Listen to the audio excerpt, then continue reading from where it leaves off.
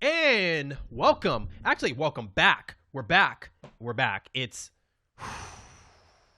I don't know how long. I don't know how long it's been. It's been a while. It's been a while. In the words of Creed, it's been a while. But welcome to the World Gaming Trade Show. We are back with new episodes, new picks. Hopefully we'll continue this voyage, but it is the holidays and it has been busy and it's probably going to get busier. So we will try our best to bring back these picks as part of the In-Game Boss program. As you know, this is a joint show along with my other co-host over here, Brando from the Game Addict podcast. How are you? Doing pretty good. And you threw me off when you said Creed. I'm pretty sure that's Stain. Is it Stain? Oh, I'm Lewis. mad at myself. Oh, it's all right. No big deal. You know what? It's been, I've been super busy. I've been kind of moving on with my work life a little bit.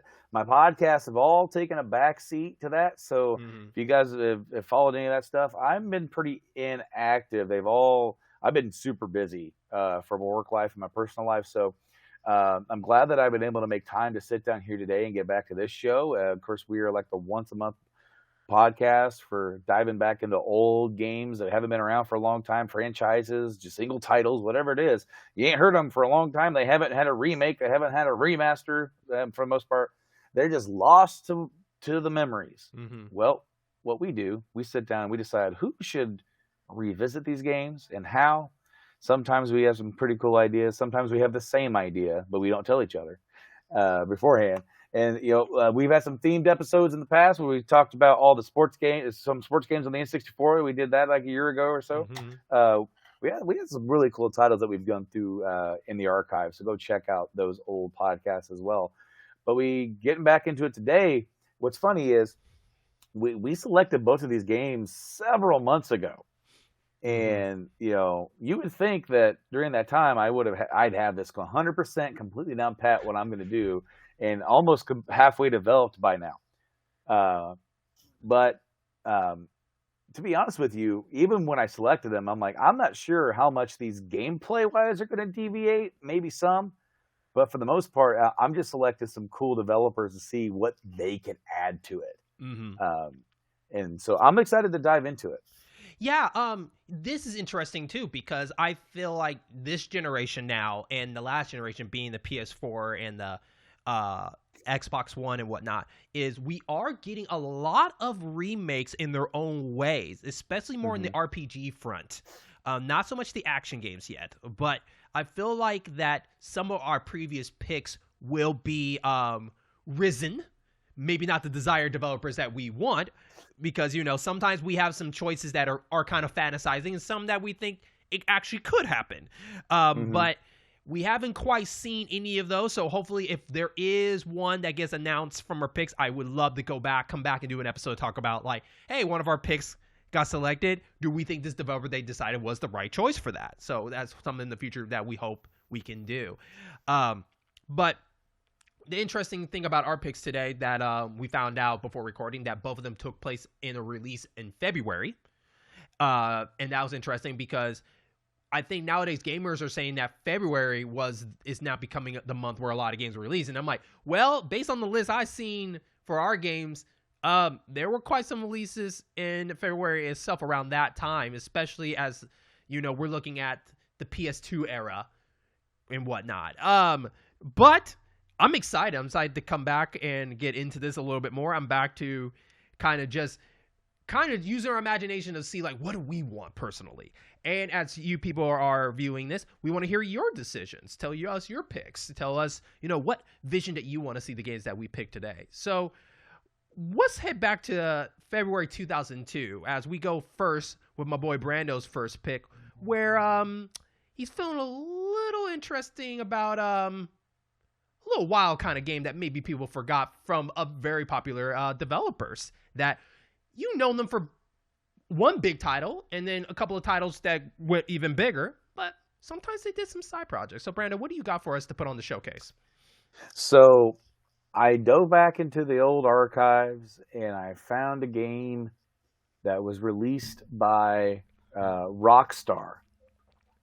And now, Rockstar, really big developer. Grand Theft Auto series, but there for a while they were releasing some different ones, some other ones there for a while. One of those became Red Dead Revolver, which they picked up from Capcom, and they ended up making its own new kind of series, Red Dead Redemption, right? There were some other ones in there that we had some like Midnight Club. You remember that? And then there was this one here, which nobody seems really talk about too much. And it's a game that I rented back in the day. And me and a buddy sat there and played this all weekend. And it was the perfect rental type game too. State of Emergency. It's a game that takes place in a riot. You're just running around, smashing stuff. You're getting a high score. You might be killing some people, and it's a little cartoony in its type of violence as well. It's not like super realistic like they would go into. But it had like a level select too. Like it was very like a reminiscent of an arcade beat 'em up meets Riot, because it had like little like Grand Theft Auto style. Like you would run over somebody, you get a mission, and you have to go do something and go smash these windows, blow up this car, whatever it was. And so I was thinking about that. I'm like, you know what? I think we could do something with this, and I think it'd be really cool to take that and kind of do it in a more of an open world. It's a little scary, and considering the world that we live in now is a little bit more polarized than it was even 20 years ago or so when this game first came out. So there's a little bit of a danger with that. However, what good game company, especially Rockstar, but like isn't afraid of a little controversy every now and again. Mm-hmm. To work some stuff up. So I was kind of like going back and forth over who I think could tackle this kind of thing, and I am gonna go with one of Capcom's studios. Okay. And we're gonna take some inspiration from the Dead Rising series, and we're gonna kind of mesh these two worlds to make this big open world Riot game where you, instead of zombies running around and all these zombies on the screen, it's people running around and they're doing stuff. And I want to try and press the envelope about how much chaos you can have going at once before the game slows down. Mm-hmm. Not every waking moment's just like absolute chaos, but I want there to be like, man, there's I want there to be like that mob mentality where like you can't get through. Okay. Like where you struggle, where it's not just you mowing everybody down. I want you to be like, there's like, like almost like the Musou games, the Warriors games, where you have like all those people on screen where it's like, I can't get through this. Mm-hmm. And then you end up trying to fight. I want to get to that level of number of people on the screen. I think that'd be really neat. But the switch from the older style, the more arcade style, to an open world would be different.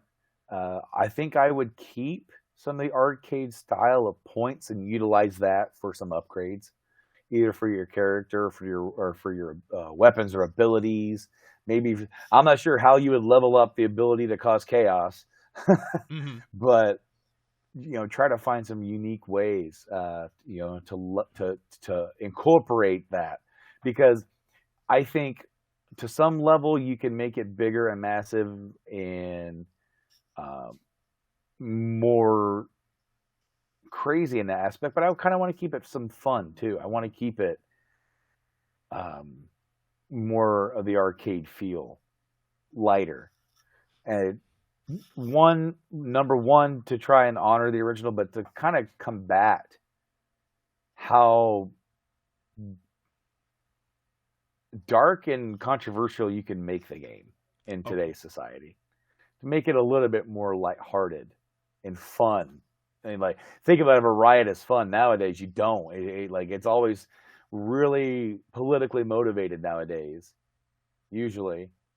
People get mad about one thing or another, and it's never fun to watch. I mean, come on, that kind of stuff isn't fun. But to just color, make it a little bit more colorful, and that's something that I thought of with like the Dead Rising series took, especially I think it was like Dead Rising 2, and in that era took like the whole like big zombie thing and made it more goofy and Mm-hmm. a little bit more enjoyable and fun to play. So that's kind of what I would do with it. And after you tell me what you would do with it, Mm-hmm. I've got a little bit of an interesting tidbit of factoid that I found out Okay. when I when I read that, when I was leaning this way and I saw this, I'm like, okay, I'm going this because this is kind of funny. But go ahead. So, before I go to mine, I do have some questions to ask you. For since this is your Okay. pick, I like to ask, like I like to do with him. I like to ask some questions to press on some of his imagination a little bit. You mentioned that you want like as much people on the screen you can. I mean, we know that Dead Rising is probably the only game that kind of tries to prove that, right? Of like how many Yeah. we can do that, especially from Dead Rising 3 to Dead Rising 4. I think it was pushing the envelope of how many. For you, I guess, since these characters are not going to be zombies, do we want to see these characters also cause damage as they're running around? Like, do you want to see these AI characters to be set to be doing chaos too? Like, what do you imagine some of these characters are going to be doing in this world, from broken windows, flipping cars, probably, hurting each other? Like, what is your imagination as you as a player running through that? Well, absolutely, and but I do think that it would be scenario based. I don't think you would have it 100% for everything that you're doing, because it just wouldn't make sense if people were just flipping cars all the time. You would just have mobs. Maybe it wouldn't be as violent, but they would all be there, and a little bit more like, to get through that, you're a little bit more intimidated.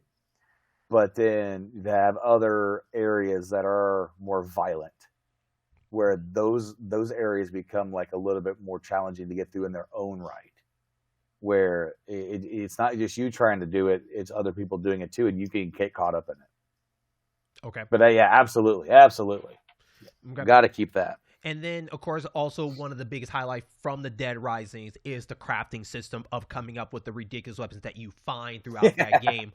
Does State of Decay, in your mind, would have something similar to that in his own way of you making weapons or finding two things and combining it together? How would you imagine how that would work for you? State of emergency. Sorry, State Emergency. Sorry, State of Decay. Sorry, God, the there's so many zombies states. thing. There's Zombies. so many. Yeah, I know, right? Yeah. So for State of Emergency, how do I you mean, you imagine can definitely that? get creative.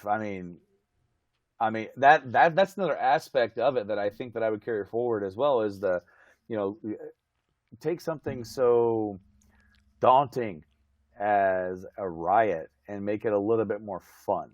Mm-hmm. You know, again, it's a little controversial. Like when I picked the game, I really didn't think about that until I was trying to put together how you would do it now, and then I'm like, well, this is a bit touchy. Mm-hmm. Okay. So for my pick, or for my developers, I picked was Volition. I'm pretty sure I'm butchering the name, but these are the same developers that did the Saint Row series. I think they're the ones that, there's Grand Theft Auto. This is the arcade-ish of Grand Theft Auto, right? Yeah. Where you're with a squad doing all this stuff. So, this is a personal thing for me. I'm a sucker for 80s, so I rather have this game set in the 80s or futuristic that cause chaos. That of course announces state of emergency. But I thought it would be interesting, like, what if we do it where the state of emergency can be set up kind of like a guy behind this is making this kind of like a game show where everybody's just going at it, and these particular rounds taking place in different parts of the city, and that's where I was thinking of the arcadists of like, okay, in this section, and basically what I'm saying, like, whoever wins in this selection of characters in there would go to the next section of the game, like a game show would be, is causing this state of emergency. And your goal is to survive and then kind of like beat that person, and then maybe you become the next person, whatever the series is going to be. But I was going as like the crafting idea that I was asking you about, that Dead Rising kind of influenced the idea of you're kind of coming up with these weapons, or you have certain jobs that you have to do, so much that, multiplayer could be a cool way of like, either you can do co-op or a competition online of, who can beat the crap out of the most people or whatever you have. But one thing important I wanted was custom characters. I think that this is the game you should be able to customize your characters, and certain items you can add more customs to it. Like, maybe you beat down a person like, ooh, I like that hat. You get the hat. Wear the hat. Because I think that, that's the perfect idea. Or, or you're running a building, you see some jewelry, or you see a store, maybe you get a little bit of options like, hey, do you want to change clothes? Try this outfit, kind of get more immersed since, it's supposed to be chaos everywhere. I mean, people are going to rob and steal and all that kind of stuff. So that makes sense for me. I chose 80s because 80s is probably my favorite decade, not just only music, but also fashion. Because fashion is over the top ridiculous. And I love it. And I thought that would be kind of cool of rocking 80s music while you're doing like a chaos going around the whole place. I mean, yeah, sure, Vice City kind of showed us that, but I wanted to be way more crazy 80s with everybody with crazy haircuts and all that stuff, the shoulder pads, outsuits, and all that stuff. I thought it'd be fun as hell. But if you do in a futuristic kind of way, you can also kind of have it set as, maybe the city's under a tight government and you're starting a state of emergency to kind of as a freedom fighter or something like that, and you can cause chaos in that way. So I think Volition does a good job of that because they're known to do the most goofiest idea missions that you have. Some of it is fun. Some of them is kind of grotesque in their own way from, hey, get hit by a car 40 times or something like that for a high score points, to you're going to a party and it ends up being a sex party where you're fighting around with like plastic, whatever sex object that they give into you. Saint Rose 3, by the way, that's the game I'm talking about because that's my favorite out of all of them. But also too, what about gangs? Could you maybe run a gang in state of emergency? Like, that'd be kind of interesting. You get some AI teams because, I think in state of emergency, you're going to have to probably lean on somebody sometimes, know. So it'd be kind of cool. You can like kind of have a group for that. So I thought that would be very interesting to see what they would do with that, because I'm on the same boat with you. Like, still keep it like over the top ridiculous. I think that's the key word here. Like, it needs to be ridiculous. So I thought, maybe they'd be a good contender and to give it that a try. Well, it's funny because that was the other team, or the other dev that I was thinking of. Like, I was trying to decide between them, and I originally that's who I thought of way back. If we had done this episode way back when, that's probably what I would have went for. But the more I thought about it, the more I'm like, man, I think I want to see what we can do capable of hardware-wise to try and get as many people as you can, like in an open world. I think that'd be neat. But absolutely, that is awesome. It's really cool that we both kind of went that. We had that same kind of mindset. And I'm all for having some really cool multiplayer, because if you think about in a world where with the big 100-player servers. Like, imagine that, like a whole section of a city where it's like 100 people causing chaos and like craziness, fun. Yeah.